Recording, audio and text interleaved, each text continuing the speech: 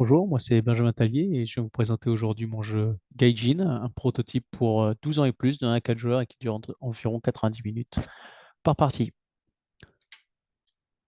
Gaijin, c'est un jeu qui est aujourd'hui disponible en version digitale sur Tabletop Simulator et on va aller le voir très bientôt. Et j'ai aussi présenté une première version avec un thème différent, mais les mécaniques du jeu restent les mêmes. Une première version au Festival Alchimie du jeu en 2023 pour laquelle je gagnais le deuxième prix expert. Donc on va aller directement sur le plateau de jeu. Donc, le plateau de jeu s'organise ainsi avec une carte générée aléatoirement, une piste de points de réputation et de points de victoire, un contour, une piste de durée pour les événements, ainsi que différents types de cartes et des dés. En gros, à chaque tour, des événements vont apparaître que l'on va tirer et placer sur la carte.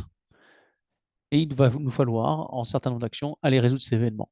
Les événements peuvent être de deux types, soit des monstres à aller attaquer, en utilisant nos statistiques. Donc en lançant les dés et réussissant ces tests, on remportera les points de réputation. Soit de l'aide à la population, donc les cartes à fond bleu, euh, où il va falloir en fait confronter nos statistiques avec celles demandées en haut à gauche de la carte. Et de même, on récupérera des points de réputation et des points de victoire. Vous avez noté qu'il y a une icône parchemin sur certaines cartes qui correspond en fait au nombre de statistiques de parchemin qu'il faut avoir sur son plateau de personnage afin de pouvoir écrire sa légende et transformer sa réputation en points de victoire. À la fin du jeu, on va regarder le joueur qui aura le plus de points de victoire et c'est lui qui remportera la partie.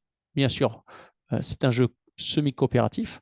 Donc, vu qu'à chaque tour, la menace augmentera et qu'on augmentera le nombre de cartes, il va falloir s'entraider pour vaincre la menace le temps qu'on monte en puissance.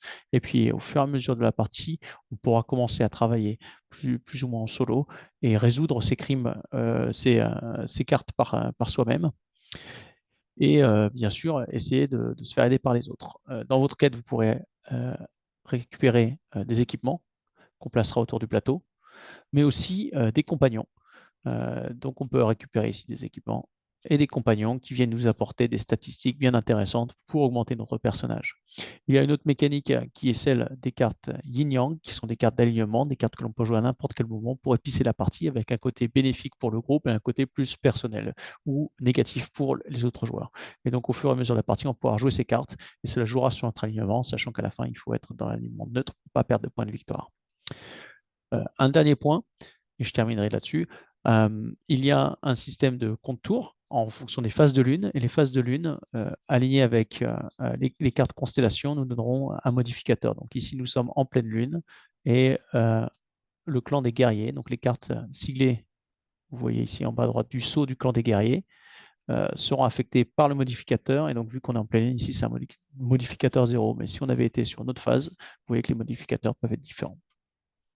Donc voilà, la fin de cette courte présentation. Les règles sont sur le Tabletop Simulator, les règles complètes du jeu que vous pouvez tester.